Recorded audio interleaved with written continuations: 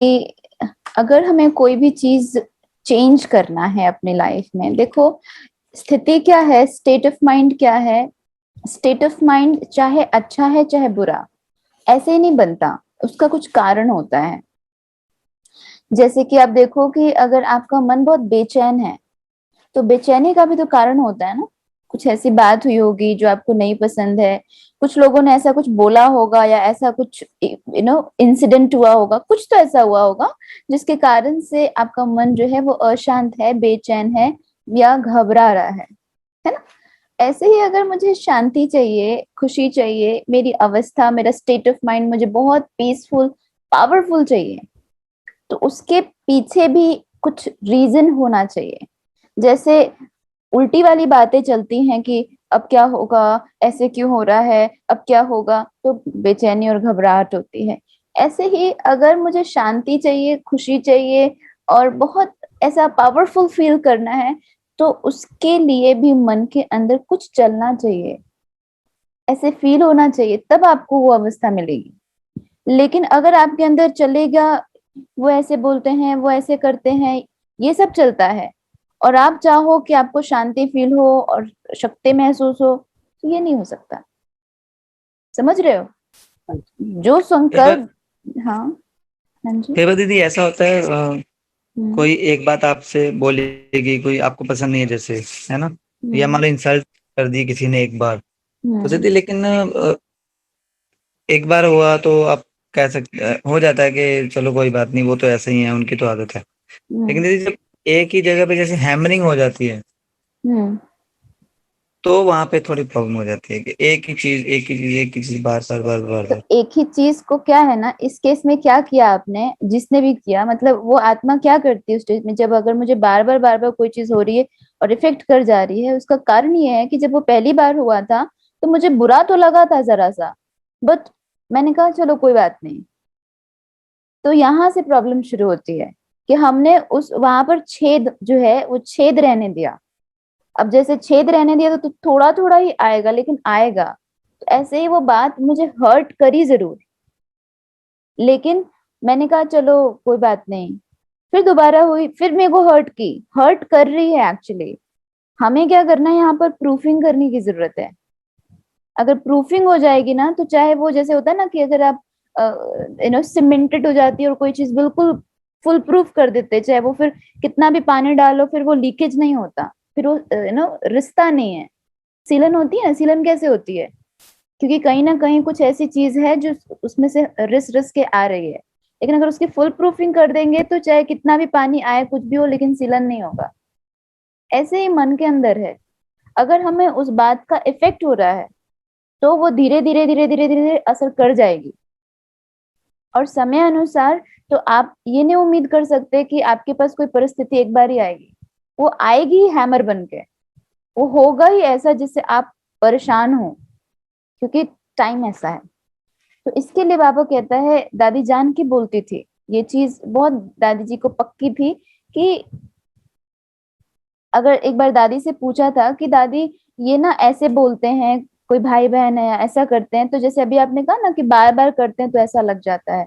तो दादी ने कहा कि आपको क्या बनना है, पहले अपने आप से, स्वयं से प्रश्न पूछो कि, और ये प्रश्न बार बार पूछो। मैं हमेशा ये चीज बोलती हूँ और ये मैं प्रैक्टिस खुद भी करती हूँ कि हम किस लिए आए हैं यहाँ पर, हमें किसने अडॉप्ट किया है, हमें क्या बनना है, मुझे बनना है ना या उसको बनना है। तो अगर इसका आंसर मुझे मिल रहा है कि हाँ मुझे देवी देवता बनना है, मुझे ऐसा करना है, इसमें मैंने अपीयर किया है ये एग्जाम में, मुझे ये डिग्री चाहिए, तो उनको तो ये तो एग्जामिनेशन है, ये तो होगा ही। तो अगर हम ऐसे करके चलेंगे ना, तो it's like a full proofing. इसको थोड़ा सा अभ्यास करना पड़ेगा, और फिर आप इसका प्रयोग करके देखें, आपको फायदा बहुत होगा। तो जब ये बातें चलेंगी ना, जैसे आपने कहा शिल्पा बहन की योग नहीं लग रहा है, इधर उधर की बातें चल रही, उसका कारण पता है ये है कि आप थ्रू आउट जो है ना, आप चेक करना, शायद ऐसा ही है कि कुछ ना कुछ ऐसी वैसी बातें चल रही हैं, चाहे वो न्यूज से सुन के कुछ ऐसा वैसा हुआ है जो अंदर ही अंदर चल रहा है, चाहे पार्शली चल रहा है, लेकिन चल जरूर रहा है। और हाँ उसके जी, हाँ जी। कारण ही मन जो है ना स्टेबल नहीं हो पा रहा है। तो मे बी मैं 2-3 दिन से थोड़ा ज्यादा प्रेशर ले रही हूँ या कुछ भी ज्यादा सोच रही हूँ, ऐसा हम्म ये चीज तो हो रही है। तो जो बातें सोचेंगे, जैसी क्वालिटी ऑफ थॉट्स होगी, स्थिति तो वैसी बनेगी ना, है ना। तो अमृत वेला और दिनचर्या, ये दो ऐसी चीजें हैं कि एक दूसरे की पूरक हैं, लाइक एक दूसरे को कॉपरेट करती हैं। एक अच्छा है तो दूसरा अच्छा होगा, दूसरा अच्छा है तो ये भी अच्छा होगा, इंटर रिलेटेड है। लेकिन पहले आप अमृत वेला अच्छा कर लो, ये पॉसिबल नहीं है। नींद ही नहीं खुलेगा, या नींद खुल गया तो झुटके आएगा, झुटके नहीं आ रहे हैं तो घुटके आएगा। ये जो इधर उधर की बातें सोचना, ये क्या, ये घुटना ही है। ऐसे क्यों बोलते हैं, ऐसे क्यों बोलती है, अंदर अंदर घुटन है। ऐसे क्यों, ऐसे क्यों, कब ठीक होगा, कब ठीक होगा, ऐसा क्यों हो रहा है, ये घुटन है अंदर। और एक होता है झुटके आना। बाबा कहते हैं झुटका और घुटका। झुटका मतलब सोना, ऐसे नींद आ रहा, योग करने की कोशिश कर रहे ऐसे, तो ये सो गए ये। और घुटना मतलब अंदर संकल्पों के तूफान चलना, लड़ाई होना, ये चीज है।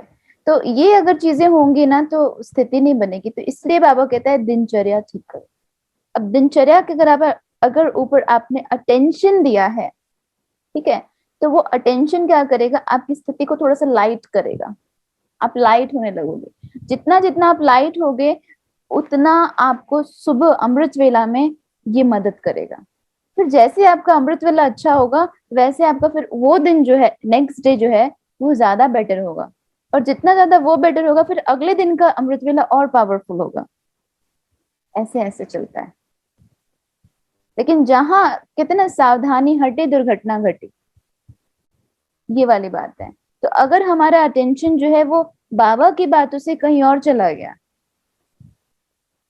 तो दुर्घटना घटना मना मन जो है अफेक्ट में आ ही जाएगा। तो इसलिए बाबा कहते हैं अगर आपको परिवर्तन करना है, तो परिवर्तन शक्ति का प्रयोग, परिवर्तन शक्ति माना दृढ़ता। देखो, हर चीज का आधार क्या है पता है, ज्ञान मार्ग में दृढ़ता ही है। अगर आपने डे 1 का लेसन किया होगा, याद होगा, थोड़ा सा मैं आपको बताती हूँ कि उसमें हमने संस्कारों की बात करी थी, जिसमें कहा था कि कई तरह से हमारे अंदर, एक आत्मा के अंदर संस्कार आते हैं। एक बायोलॉजिकल पेरेंट से, एक सराउंडिंग से, एक जो हमारा पास्ट लाइफ है उससे, और एक होता है आत्मा के अंदर ओरिजिनल संस्कार जो इनबिल्ट होता है, और एक आता है जो हम एक्चुअली चेंज करते हैं, वो हमारी विल पावर है ना। तो जितनी भी विलिंगनेस मेरी कितनी स्ट्रांग है, मैं कितनी विलिंग हूं कि मैं ये बनना चाहती हूँ, मेरी दृढ़ता में कितनी दृढ़ता है ना। दृढ़ता की शक्ति होती है ना, तो शक्ति भी तो हर एक की अपनी कम ज्यादा है। तो अगर वो शक्ति पावरफुल है, अगर वो शक्ति शक्तिशाली है, तो वो चेंज आ जाएगा। तो उसके लिए आज बाबा सुना रहे हैं कि कैसे हमें अपनी दिनचर्या बनानी है, हमें किन संकल्पों की रचना करनी है, क्या सोचना है, कैसे सोचना है मन में। जैसे हम पूरे दिन की स्केड्यूल बनाते हैं ना, सुबह इतने बजे उठना है, फिर ये करना है, फिर ये करना है, फिर नाश्ता बनाना, नाश्ते में ये बनाना है, फिर ये करके हम पूरा दिनचर्या अपना स्केड्यूल तैयार करते हैं। ऐसे ही मन में सुबह उठकर क्या सोचना है, फिर क्या सोचना है, फिर क्या सोचना है, फिर क्या सोचना है, ऐसे हमारी मन की मनचर्या तैयार करना है। और उसको अगर ठीक से फॉलो करेंगे, तो फिर आप देखना, आप ही कहोगे कि मेरा योग बहुत अच्छा लगा, आज मुझे बाबा से ये प्राप्ति हुई, मुझे ऐसा लगा, ऐसा फील हुआ, ऐसा फील हुआ। एक बार ट्राई करना, ठीक है। तो आज मुरली सुनते हैं। बाबा कहते, आज बाप दादा, ये मुरली जो है 1970 में बाबा ने सुनाई थी। 31 दिसंबर की ये मुरली है, बाबा ने सुनाया। आज बाप दादा वर्तमान और भविष्य के दोनों काल के राज्य अधिकारी अर्थात विश्व कल्याणकारी आत्माओं को, बच्चों को देख रहे थे। तो बाबा कहते हैं कि आप जितना विश्व कल्याणकारी हो, उतना ही राज्य अधिकारी बनते हो। मतलब वर्तमान में, प्रेजेंट में हम कितना विश्व के प्रति अपना हमारी जो थॉट प्रोसेस है, हम कितना उसको ओपन करके सोचते हैं और करते हैं, उतना ही हमारा जो फ्यूचर बनेगा ना, वो हम वो भी बहुत वाइड होगा। जैसे एक राजा होता है, जैसे स्टेट मिनिस्टर होता है, एक प्राइम मिनिस्टर होता है, प्रेसिडेंट होता है, और उसके नीचे स्टेट के नीचे भी देखो जो मजिस्ट्रेट होता है, गवर्नर होता है ना, फिर उसमें भी कोई डिस्ट्रिक्ट का हो जाता है ना, ऐसे ऐसे सेग्रीगेशन होता है ना। उसको आज मिनिस्ट्री और इस तरह का नाम दिया गया है, लेकिन राजा महाराजा भी तो ऐसे ही होते हैं ना, एक छोटे एरिया का। फिर आप देखो गांव का मुखिया भी होता है, तो छोटा बड़ा ऐसा। तो ऐसे बाबा कहते हैं कि आपकी जो बुद्धि है ना, वो कितनी हद में है या बेहद में है। खाली आप अपने लिए सोचते हो, या आप और आपके परिवार जो 4 जने 10 जने 5 6 जने हैं जो भी हैं, उनके उतना ही तक आपका हद है, या वो हद बेहद में चला गया है। अनलिमिटेड सोच है आपकी, सबको अपना समझते हो। तो बाबा कहते हैं उतना ही आपका भविष्य वैसा बनेगा। लेकिन चलो भविष्य तो बाद में है, पहले वर्तमान को तो देखो। तो बाबा कहते हैं कि अपने वर्तमान को अगर आपको खुशहाल बनाना है, सुखी बनाना है, संतुष्ट बनाना है, शांत बनाना है, स्टेबल बनाना है, पावरफुल बनाना है, तो क्या करो। तो बाबा कहते हैं तो इस परिवर्तन शक्ति को अमृत वेले से लेकर रात तक कार्य में लगाओ। क्या परिवर्तन करना है? तो पहला परिवर्तन, आंख खुलते ही मैं शरीर नहीं हूं, मैं आत्मा हूं। पहला परिवर्तन, फर्स्ट थॉट, सुबह उठते ही पहला थॉट मुझे क्या सोचना है? मैं ये नहीं हूं, लेकिन मैं कौन हूं? आत्मा। बिंदी के रूप में देखना है अपने आप को, महसूस करना है कि मैं वो आत्मा हूं जो लवफुल है, जो भगवान का बच्चा है, जो पीसफुल है। ये संकल्प चलाना है। यह है आदि का संकल्प, मतलब सुबह के शुरुआत का संकल्प, मतलब अमृत वेले का संकल्प। इसी आदि संकल्प के साथ सारे दिन के दिनचर्या का आधार है। अगर आदि संकल्प में परिवर्तन नहीं हुआ तो सारा दिन स्वराज्य व विश्व कल्याण में सफल नहीं हो सकेंगे। पहला थॉट मैं सुबह उठकर, अब आप देखो कि अगर मेरे अंदर ये संकल्प में यही आता है कि मैं यही हूं, और इसी कॉन्शियस से चलते हैं, तो फिर जब पिलर ही कमजोर है तो बिल्डिंग कैसे पावरफुल होगी ना। तो इसलिए बाबा कहते तो आदि के समय में परिवर्तन शक्ति को कार्य में लाओ।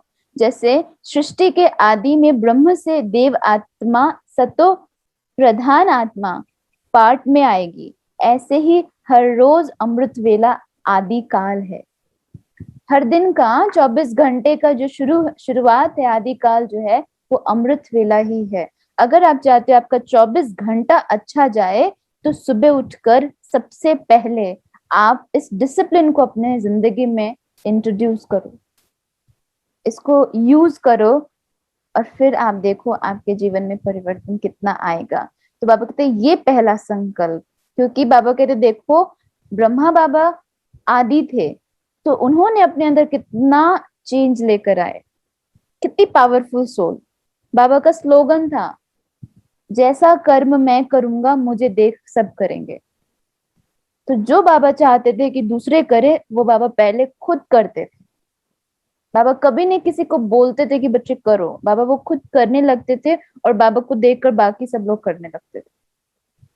तो ये, तो इसलिए बाबा कहते हैं आप भी तो वहां पर आत्माओं के लिए ब्रह्मा ही हो। जैसे ब्रह्मा बाबा पूरे पूरे विश्व के लिए ब्रह्मा आदि देव है, इतनी पावरफुल आत्मा, तो क्या आप 4 5 जनों के बीच वो आदि देवी नहीं हो? तो ये संकल्प लेकर चलो कि मैं यहाँ के लिए, ये उनके लिए आप ईस्ट हो, उनकी ईस्ट कहते हैं ना, मेरी कुल देवता, मेरी कुल देवी, तो उनके उनके कुल की देवी हो आप। ये संकल्प है ना, ऐसे संकल्प से शुरुआत। तो बाबा कहते हैं बाप से मिलन मनाने के लिए, बाबा कहते हैं ये पहला संकल्प, तब बाबा से मिलन मनेगा, नहीं तो शरीर और आत्मा का मिलन नहीं है ना, है ना। तो बाबा कहते हैं यही समर्थ संकल्प, श्रेष्ठ संकल्प, श्रेष्ठ बोल, श्रेष्ठ कर्म का आधार बन जाएगा। ये जो संकल्प है कि मैं आत्मा हूं, ये आपके संकल्प बोल कर्म का पूरे दिन का आधार बन जाएगा। ऐसे ही फिर आपके बोल निकलेंगे, क्योंकि स्मृति में क्या है? आत्मा। तो बोल में भी क्या होगा? एनकरेजिंग बोल, दूसरों को भी कैसे देखेंगे? आत्मिक दृष्टि से।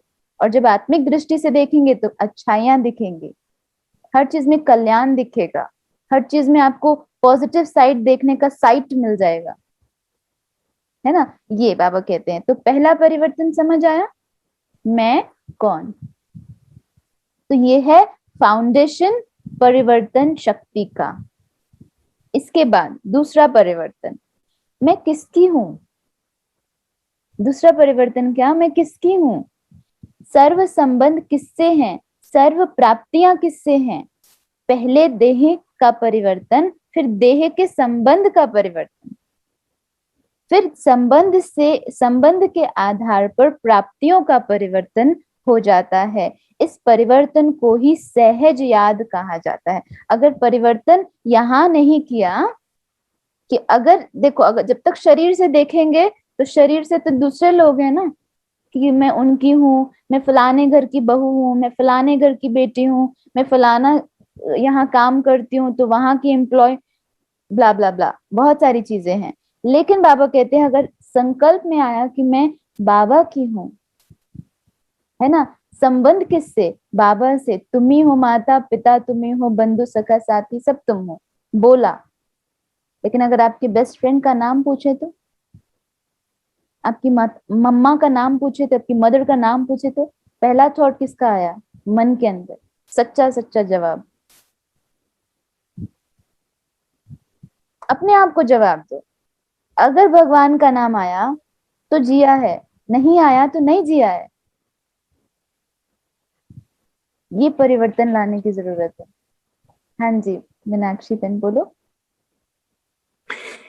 थी जो बायोलॉजिकल मदर है उन्हीं का नाम आया। ये ट्रुथ है, ऐसा ही होता है क्योंकि हम जीते ही नहीं है।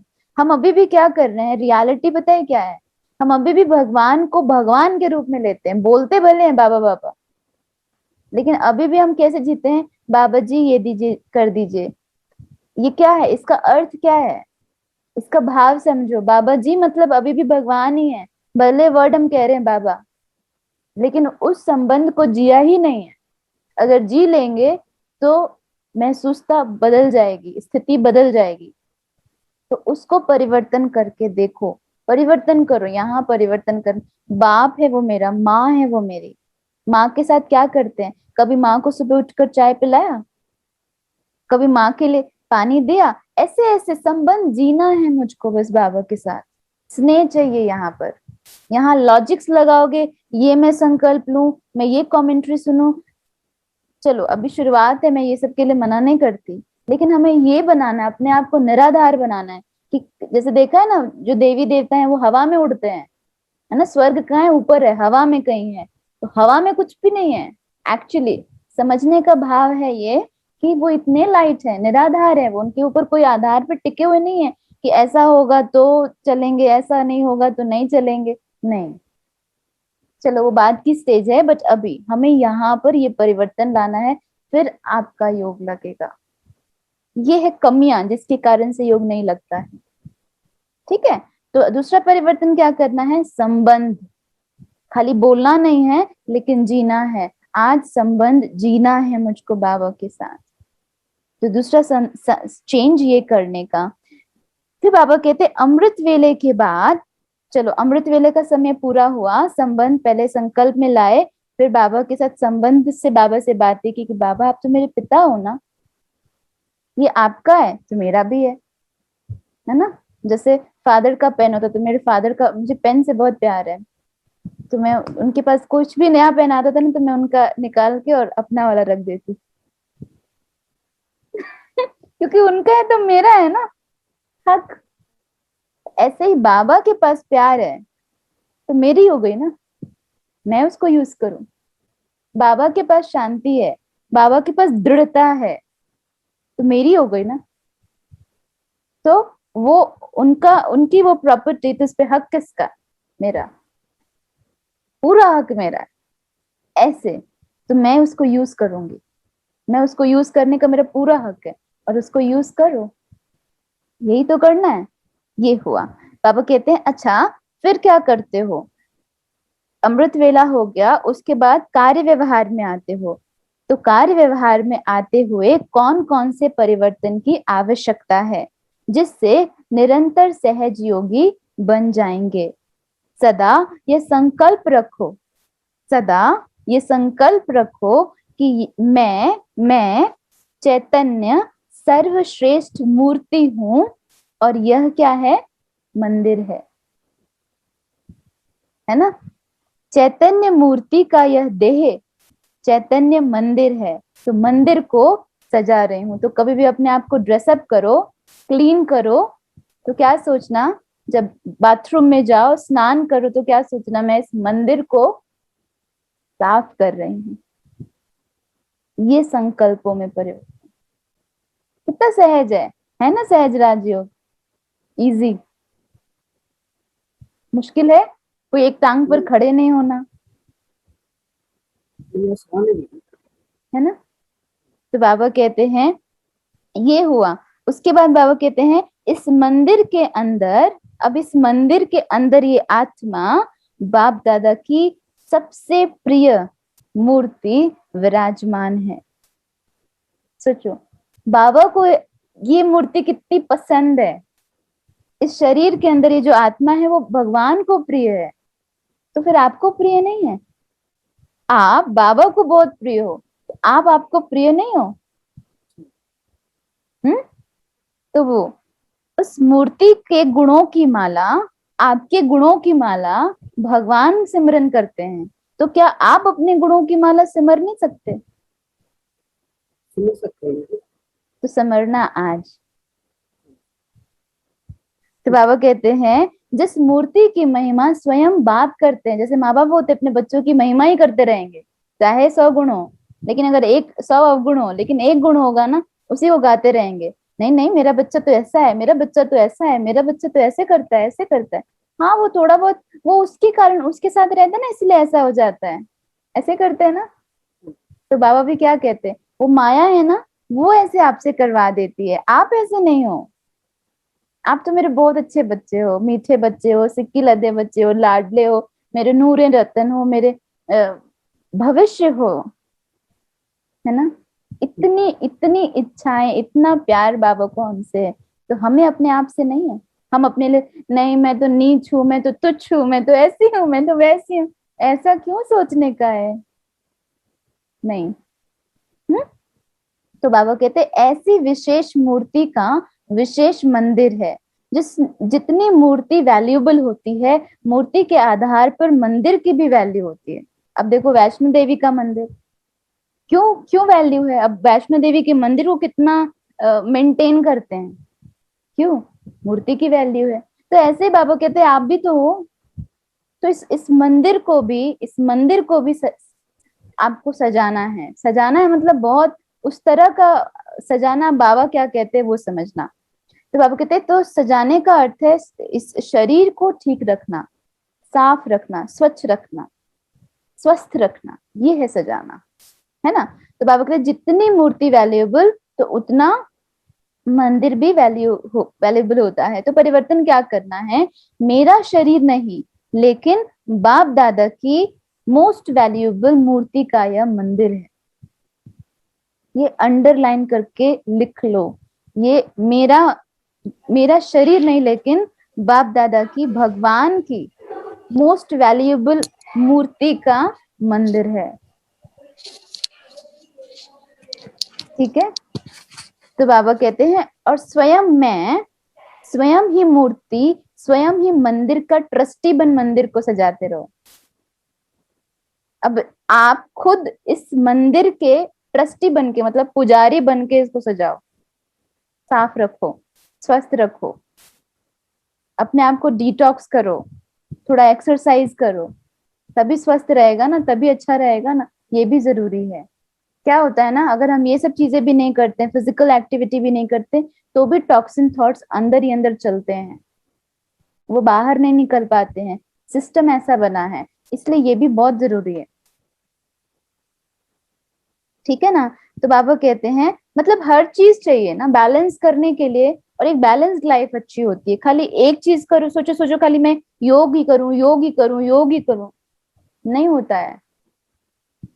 खाना पीना, उठना बैठना, हंसना खेलना, सफाई करना, अपने आप को वॉश करना, क्लीन करना, ये सब जरूरी है, तभी एक बैलेंस्ड लाइफ मिलेगी ना। तो बाबा कहते हैं आप देखो खाली आपकी लाइफ में सिर्फ आपकी माँ ही हो और बाकी कोई रिलेशन ही नहीं हो, नहीं चल सकती है लाइफ। चल सकती है, कोई फ्रेंड नहीं, कोई कुछ भी नहीं, खाली माँ, नहीं चलेगा, सब चाहिए। ऐसे ही बाबा कहते हैं कि आपको हर कुछ चाहिए, हर कुछ करना है, योग भी करना है तो ज्ञान भी चाहिए, ज्ञान चाहिए तो धारणा भी चाहिए, सेवा भी करना चाहिए, सब कुछ चाहिए, तब जाकर बैलेंस्ड होगा। खाली योग योग योग नहीं, लेकिन नॉलेज भी, और खाली नॉलेज नॉलेज नॉलेज नहीं, योग भी, और खाली नॉलेज ज्ञान योग ही नहीं, धारणाएं भी। धारणा नहीं होगी तो योग नहीं लगेगा, थोड़ा लगेगा फिर खत्म हो जाएगा। ये सब सब कुछ चाहिए, ठीक है। इसलिए बाबा कहते हैं तो ये सजाओ, मतलब सुबह उठे, अमृत वेला किया, सजाना मना सफाई की, मतलब फ्रेश हुए, नहाए धोए किए। उसके बाद क्या करते हैं, इसके बाद आप गॉडली स्टूडेंट रूप में सदा स्मृति में रहो।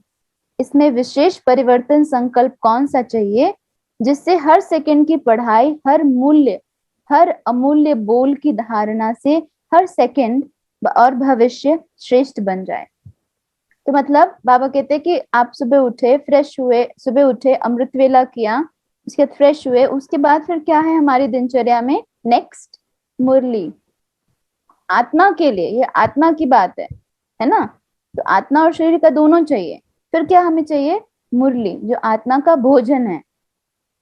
हम ऐसे ही सुबह उठते हैं तो क्या फ्रेश होते हैं, सब कुछ करते हैं अपना एक्टिविटी, फिर नाश्ता करते हैं ना, तो ऐसे ही मुरली भी क्या है, नाश्ता है। इसलिए मुरली सुबह सुननी चाहिए आइडियली, बाकी जो भी है वो अलग चीज है, लेकिन ये चीज।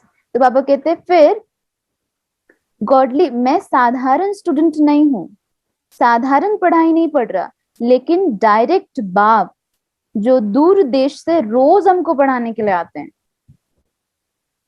ये फीलिंग कि मुझे पढ़ाने वाला, सुनाने वाला कोई भी हो, यहाँ कोई भी बैठा हो, लेकिन बात किसकी सुन रहे हैं, ये मेरी अपनी क्रिएशन नहीं है जो मैं आपको सुना रही हूँ, ये बाबा सुना रहा है ना। तो ये फीलिंग रहनी चाहिए कि भगवान जिसको मैंने कितना याद किया, कितनी पूजा की, कितने जन्म मैंने भक्ति की, और आज वो मुझे मिला है, कितना रेयरली मुझे मिला है। आज सोचो, आज इतना रेयर किसी को कोई चीज मिलती है तो वो छोड़ेगा, डिसरिस्पेक्ट करेगा?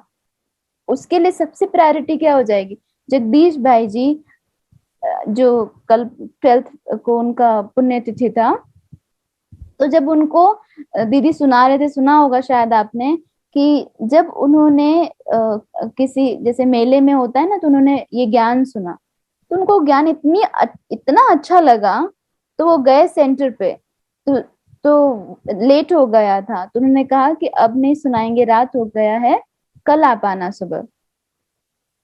तो उनसे वेट नहीं हो रहा था, तो रात भर गार्डन में ही सो गए कि सुबह होगा तो मैं जाऊंगा, पहले ये ज्ञान सुनूंगा, मुझे इतना अच्छा ज्ञान आज तक मैंने नहीं सुना। तो वैल्यू, कदर। और वो प्रिंसिपल थे एक स्कूल में, सोनीपत में रहते थे, और करोल बाग में सेंटर था, पहला दिल्ली का सेंटर जो हुआ था। तो वहां से वहां तक, करोल बाग नहीं, हरिनगर सेंटर जो उधर है वहां पर, तो वहां से वहां तक रोज आते थे, किसमें, मालगाड़ी में बैठकर।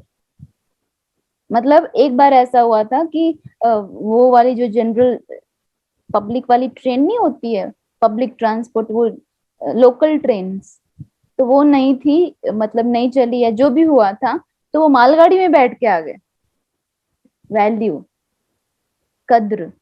और हमें क्या करना है, अब देखो, अब सेंटर तक भी नहीं आना है, हमें घर में फोन ही तो ऑन करना है। तो ये वैल्यू, ये कद्र होनी चाहिए, तब लगेगा योग, ऐसे योग नहीं लगता। हम कनेक्ट होना चाह रहे हैं भगवान से, हमें भगवान की बातों की वैल्यू तो हो, कि मुझे मुरली सुनाने वाला कौन है, ये बातें मुझे कौन बताता है, ये सब कुछ मुझे कौन दे रहा है, ये चीज की कद्र, वैल्यू हो। तो बाबा कहते हैं तो योग लगे, तो परिवर्तन आए। तो ये परिवर्तन शक्ति, तो बाबा कहते हैं कि मुझे दूर देश से पढ़ाने वाला स्वयं भगवान के वर्जन से हमारी पढ़ाई है।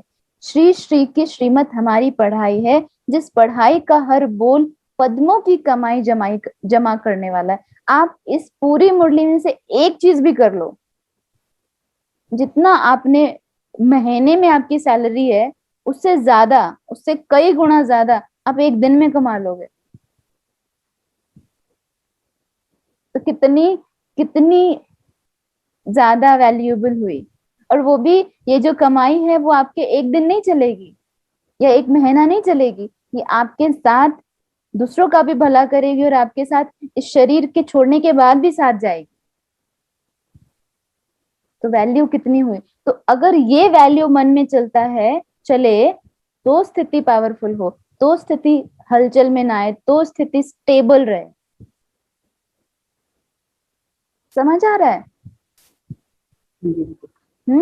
तो बाबा कहते हैं भगवान बोल रहे हैं, ऐसा परिवर्तन संकल्प कि भगवान बोल रहे हैं और हम सुन रहे हैं। इमेजिन करो, भगवान आपसे बोल रहा है और ये सब बातें चेंज करने के लिए, और आप सुन रहे हो। कितनी वैल्यू मुझको होनी चाहिए कि मुझे आज से ही ये चेंज लाना है और लाना ही है। इतना पक्का दृढ़ता। डाउट होना चाहिए कि नहीं, पता नहीं हो पाएगा कि नहीं। कोई डाउट नहीं होना चाहिए। तो बाबा कहते हैं हम सुन रहे हैं, मेरे लिए बाप टीचर बनकर आए हैं। जैसे आप कहते हो ना कि मैं साथ साथ पढ़ाती भी हूँ बच्चों को, तो टीचर बन के आप पढ़ाती हो तो क्या फीलिंग आती है आपको, तो बाबा को क्या फीलिंग आती होगी। तो हमें भी ऐसे ही टीचर, जैसे आप बच्चों से एज ए स्टूडेंट क्या उम्मीद करते हो कि कैसे उनको बिहेव करना चाहिए, अपने आप से पूछो, मैं क्या ऐसे ही बिहेव कर रही हूँ बाबा के साथ? और अगर नहीं कर रही हूँ तो आज से ही चेंज करो। तो बाबा कहते हैं तो यही तो इसलिए मैं स्पेशल लाडला स्टूडेंट हूँ। स्टूडेंट भी मैं कैसा? बाबा कहते आप ये सोचो, भगवान कह रहा है मुझे ये सोचने के लिए कि आप ये सोचो कि मैं स्पेशल लाडला स्टूडेंट हूँ, इसलिए मेरे लिए आए हैं। कहाँ से आए हैं, कौन आया है और क्या पढ़ा रहा है? यही परिवर्तन श्रेष्ठ संकल्प रोज क्लास के समय धारण करके पढ़ाई करो। अब आप सोचो कि क्या हम इस संकल्प से पढ़ते थे अभी तक? तो अब हम ये अगर संकल्प चेंज करें, फिर आप देखो कि इसका आपकी स्थिति पर क्या असर पड़ता है। फिर आप जो बातें सुनोगे ना, आपको याद रहेगी, घुस जाएगी अंदर। ठीक है ना? तो बाबा कहते साधारण क्लास नहीं है, सुनाने वाले व्यक्ति को नहीं देखो, लेकिन बोलने वाले बोल किसके हैं उसको सामने देखो। ये बोल कौन रहा है? तो बाबा कहते हैं व्यक्त रूप में अव्यक्त बाप को, निराकारी बाप को देखो। तो समझा क्या परिवर्तन करना है? देखो ऐसे बाबा बातें करते हैं। ये मैं एक्चुअली आपको रीड करके सुना रही हूँ, वर्ड टू वर्ड। तो बाबा कहते हैं तो समझा क्या परिवर्तन करना है? अच्छा, भर गए या आगे और सुनना है? अभी और सुनना है बाबा। अच्छा, तो बाबा कहते आगे चलो, पढ़ाई भी पढ़ ली, मना मुरली क्लास भी पूरी हो गई, अभी क्या करना है? अभी सेवा का पार्ट आया, मतलब आप उसके बाद आप घर के काम करोगे, जो भी आपकी डेली रूटीन वर्क है वो करोगे। तो अभी सेवा का पार्ट आया। सेवा में किसी भी प्रकार की सेवा, चाहे प्रवृत्ति की सेवा, प्रवृत्ति बाबा गृहस्थ को कहता है, मतलब होमली हाउस होल्ड वर्क जो आप करते हैं, हम सभी करते हैं वो, चाहे प्रवृत्ति की सेवा, चाहे व्यवहार की सेवा, चाहे ईश्वरीय सेवा, है ना। अब प्रवृत्ति की सेवा मतलब जो भी हम बच्चों के साथ चल रहे हैं, ये सब ना गृहस्थी में जो सब कुछ होता है वो कर रहे हैं, चाहे व्यवहार में आ रहे हैं किसी के साथ, जो भी इंटरेक्शन हो रहा है, किसी से बातें करनी है या क्लास ही कराना है फॉर दैट मैटर, या बाबा कहते हैं ईश्वरीय सेवा। अब जैसे मैं मुरली सुना रही हूँ तो ये भी ईश्वरीय सेवा, या मैं जो जो सेंटर के लिए या जो भी बाबा की डायरेक्शन से उस अनुसार कुछ भी कर रही हूँ, तो वो, तो बाबा कहते हैं प्रवृत्ति चाहे लौकिक संबंध हो, कर्म के आधार से संबंध हो, लेकिन प्रवृत्ति में सेवा करते परिवर्तन संकल्प यही करो, क्या करो, मर जीवा जन्म हुआ, अर्थात लौकिक कर्म बंधन समाप्त हुआ। कर्म बंधन समझकर नहीं चलो, कर्म बंधन, बंधन सोचने और कहने से बंध जाते हैं। मतलब ये मत सोचो कि मैं क्या करूं, मुझे इन सब के लिए करना ही है, खाना बनाना ही है, ये करना पड़ता है, वो करना पड़ता है, ऐसे सोच के मत करो। ऐसे सोचोगे और ऐसे सोच कर करोगे तो बंध जाओगे। ये दुख का बंधन है, ये आपको दुखों से बांधेगा। अंदर ही अंदर क्या है, रोज यही करना पड़ता है, रोज सुबह उठो नाश्ता बनाओ, ये करो वो करो, क्या है ये चीज, तो ये आपको बांधेगा दुखों से। तो बाबा कहते हैं ये सोचकर नहीं करो, लेकिन यह अलौकिक कर्म बंधन का संबंध अब मर्जीवे जन्म के कारण श्रीमत के आधार पर सेवा के संबंध का आधार है। बाबा मर्जीवा क्यों बोलता है? मर्जीवा का अर्थ है कि हम जो कॉन्शियस में जीते थे कि मैं, ये मेरा शरीर और उसके संबंध और मुझे उस कारण से करना पड़ता है, उससे मरो और क्या जियो कि मैं आत्मा, बाबा ने मुझे इन आत्माओं की सेवा के लिए रखा है। तो इसको कहते हैं मर जीवा जन्म। मर गए उससे, उस कॉन्शियस से, फिर जी गए, अभी भी जी रहे हैं, सब कुछ वही है, कॉन्शियस बदल गया। तो क्या होगा, कर्म होगा, लेकिन कर्म का आधार जो है वो श्रेष्ठ हो जाएगा ना, तो तकलीफ खत्म हो जाएगी, एक्सपेक्टेशंस बदल जाएंगे, नहीं रहेंगे एक्सपेक्टेशंस। तो फिर कर्म किया और उसका जो प्राप्ति होगी ना, आप सब काम करोगे लेकिन लाइट रहोगे। तो ठीक है, नाश्ता तो बनाना ही होता है, मैं अकेले के लिए भी तो बनाती ना, बाबा के लिए बनाओ। ये सोचो, बाबा मेरी माँ, बाबा मेरा ससुर, बाबा मेरी सास, बाबा मेरा ये, सब संबंधी हो बाबा के लिए और बनाओ। अब बोलो आपको भारी लगेगा? नहीं लगेगा। कोशिश करना, ट्राई करना, न्यू थिंग, है ना। तो बाबा कहते सेवा के संबंध में वैरायटी प्रकार की आत्माओं का ज्ञान धारण कर सेवा का संबंध समझ करके चलेंगे तो बंधन तंग नहीं करेगा।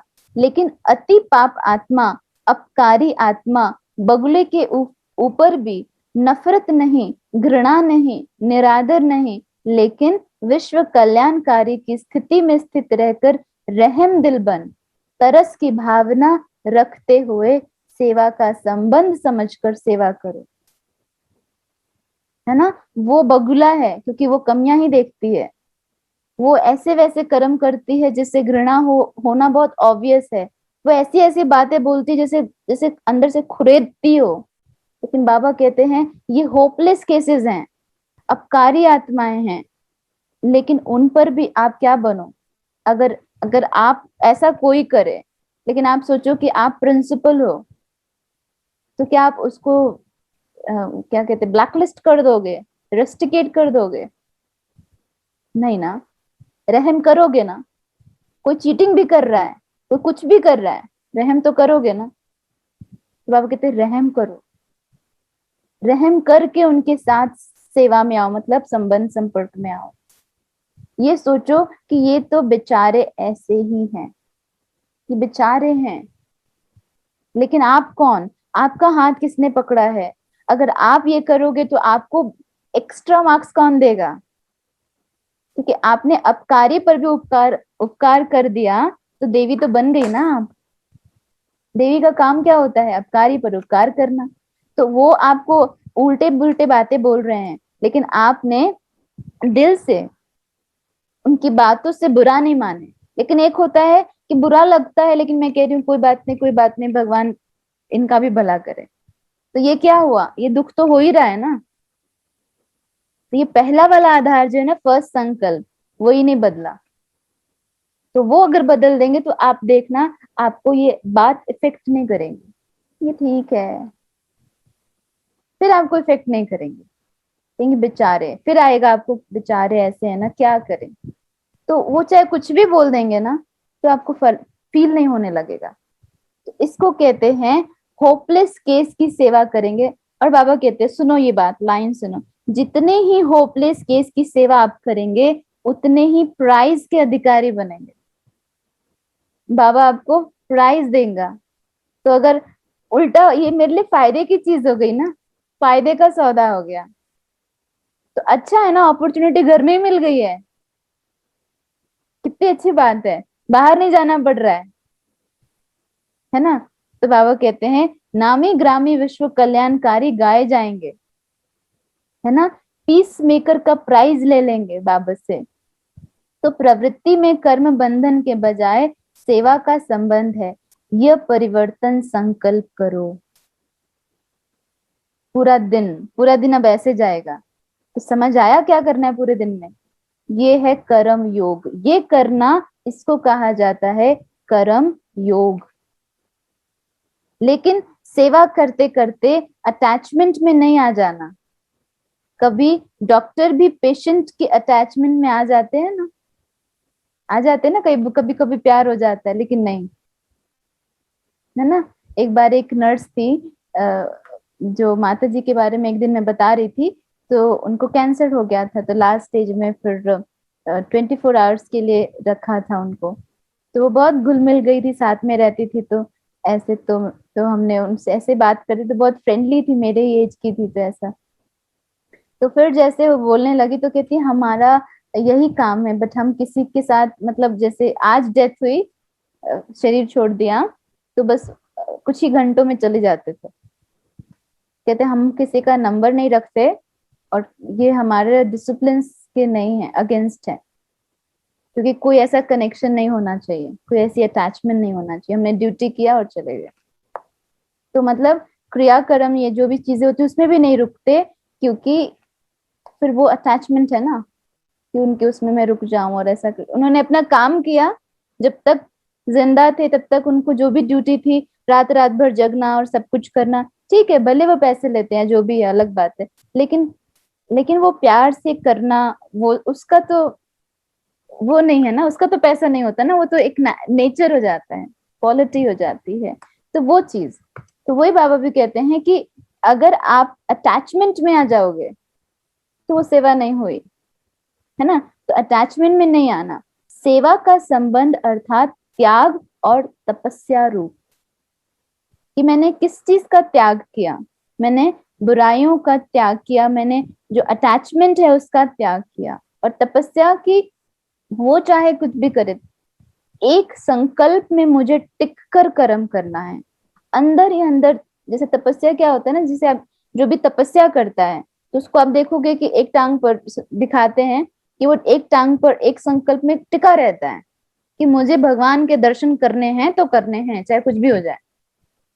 तो तपस्या मतलब एकाग्रता, एक संकल्प की, जैसे एक संकल्प चलता ही रहे कि मुझे ये बनना ही है, बनना ही है, और ये मैं बन रही हूँ, मैं अंदर अंदर ये फीलिंग चलती रहे। ऐसा नहीं कि बातें या परिस्थितियां उस संकल्प को डेविएट कर दे, डाइवर्ट कर दे, नहीं, तो उसको कहेंगे कि तपस्या है। ठीक है। तो बाबा कहते हैं शरीर निर्वाह अर्थ पीछे आत्मा का निर्वाह भूल ना जाना। बाबा कहते हैं शरीर निर्वाह अर्थ मतलब जैसे होता है ना कि हम अपनी बाकी चीजें करने के लिए इसके इसके निर्वाह की बातें भूल जाते हैं। क्या करे, टाइम नहीं मिला इसलिए क्लास नहीं किया, मुरली नहीं किया, आज मैं बहुत बिजी थी इसलिए योग नहीं कर पाई। तो ये है शरीर निर्वाह अर्थ आत्मा का निर्वाह भूल जाना। तो बाबा कहते ऐसा नहीं करना, व्यवहार करते शरीर निर्वाह और आत्म निर्वाह दोनों का बैलेंस हो, नहीं तो व्यवहार माया जाल बन जाएगा। फिर यही चीजें क्या करती है, आपको फंसा लेती है, जैसे मकड़ी होती है ना, अपने ही जाल में फंस जाती है। तो ऐसे ही आप उनके उसमें इतना वो हो जाओगे कि फंसी जाओगे खुद ही। तो इसलिए सेल्फ प्रोग्रेस भी बहुत जरूरी है, बैलेंस चाहिए सेवा का और स्व सेवा का बैलेंस चाहिए। अगर मैं अपनी स्थिति नहीं बनाऊं और मैं पूरा फोकस जो है क्लास कराने में, अच्छे ये वो इसी में लगी रहूं, तो फिर क्या होगा, वो मुझे बैकफायर कर जाएगा। क्योंकि मेरा पूरा अटेंशन बाहर करने में है, लेकिन मैंने खुद की स्थिति नहीं बनाई। तो अगर मेरी अपनी स्थिति नहीं बनी तो माया तो मेरे पे वार करेगी करेगी ना। मतलब मेरी कमजोरियां मुझे कभी ना कभी गिरा जरूर देंगी। गिराना माना क्या, मूड अपसेट हो जाना, दुखी रहना, उदास रहना, परेशान रहना, ये है माया का वार, ये है जाल में फंसना। बाबा से कनेक्शन नहीं होना, कनेक्ट नहीं हो पाना, योग नहीं लगना, ये है माया का वार। तो बाबा कहते हैं तो इसलिए बैलेंस चाहिए।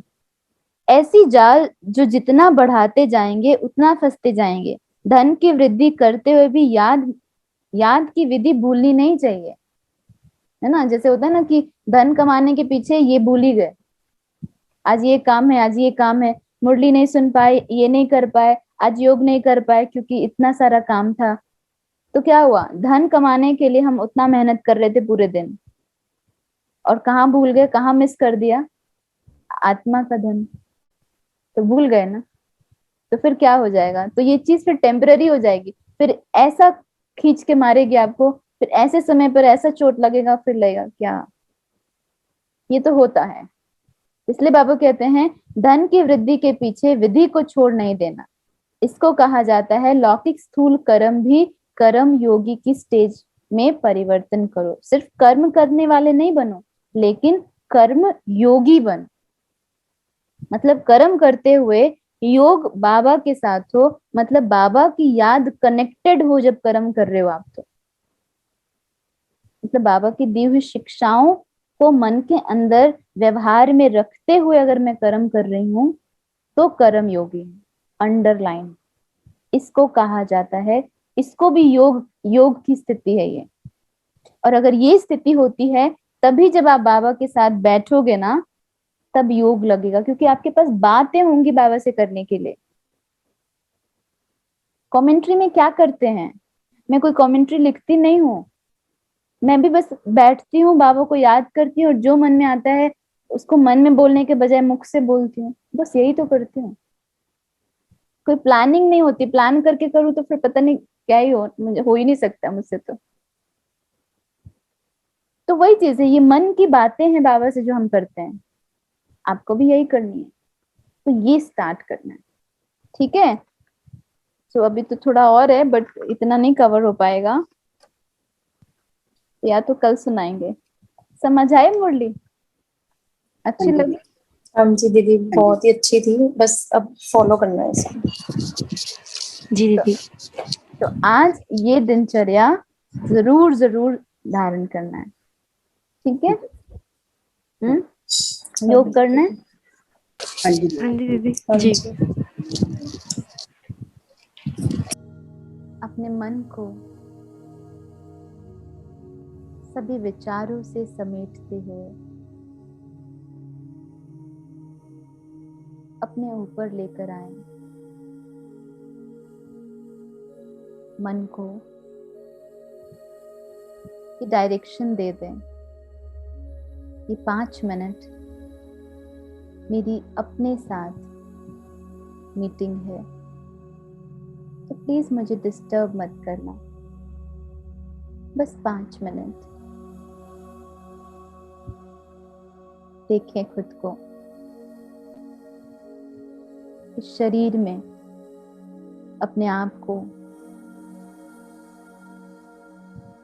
एक लाइट के जैसे देखें। मैं आत्मा जैसे एक स्टार होता है, जैसे हम बिंदी लगाते हैं, उसी के जैसे मैं आत्मा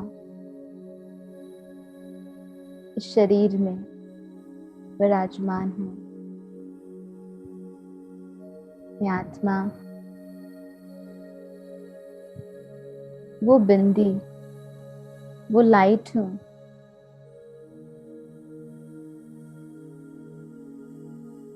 जो बाबा को, स्वयं भगवान को अति प्रिय है।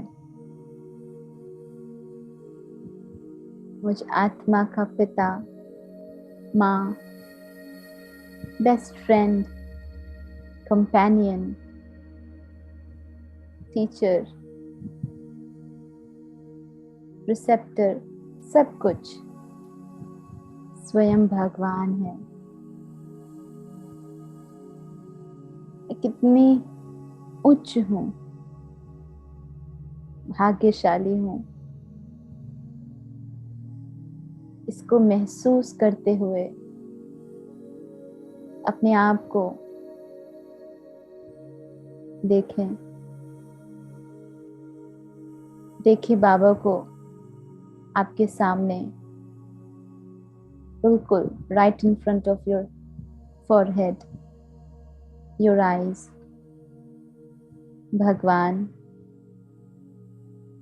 जो बहुत पावरफुल पॉइंट ऑफ लाइट है, उसकी रेज मुझ आत्मा पर पड़ रही है और ये पावरफुल रेज मेरे मन की विकृतियों को, विकारों को, साधारण संकल्पों को भस्म कर रही है।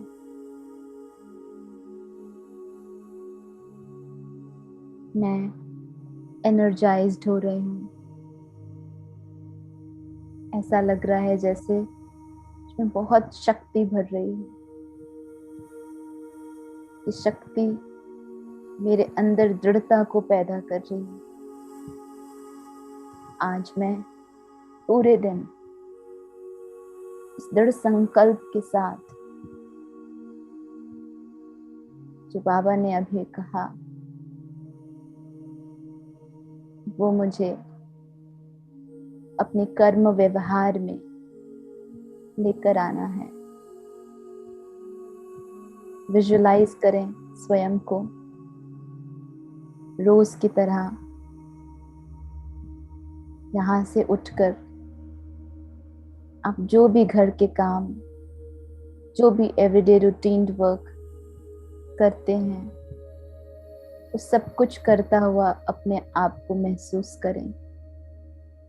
देखें खुद को आप कैसे किचन में काम करते हैं, क्लीनिंग करते हैं, खाना खिलाते हैं, सभी से इंटरैक्ट करते हैं। मैं वो सब कुछ कर रही हूँ रोज की तरह, परंतु आज मेरे मन के विचार बदल रहे हैं। ऐसा लग रहा है जैसे मुझे बाबा ने यहाँ पर इन आत्माओं की सेवा के लिए रखा है। तो मैं जिस को देखूं उनको एक बाबा की प्यारे बच्चे के रूप में देखूं, आत्मिक दृष्टि से देखूं कि ये भी प्योर मुझ आत्मा की तरह ही बाबा का बच्चा है। हाँ, कुछ बातें ठीक भी होंगी, नहीं भी होंगी, लेकिन मेरी दृष्टि में यही नजरिया रखकर मुझे ये कर्म करना, यही बाबा का मुझे डायरेक्शन है। तो बड़े प्यार से, स्नेह से सभी के साथ आज पूरे दिन चले। बदले में कोई कुछ भी दे, कोई कांटा दे, कोई फूल दे या कोई कुछ भी ना दे, लेकिन मुझे अपना कर्म करना है। यही बाबा की मुझसे आश है, यही मेरे टीचर की मुझसे आश है, यही आज का मेरा होमवर्क है। तो पेपर आए तो आए, मुझे पास होना ही है। मैं शक्तिशाली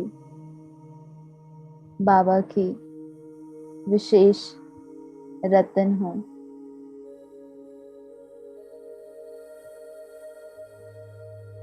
मैं वो बच्चा हूँ जिसकी प्रशंसा खुद भगवान करते हैं। मैं वो हनुमान हूँ जिसकी माला स्वयं राम जपते हैं।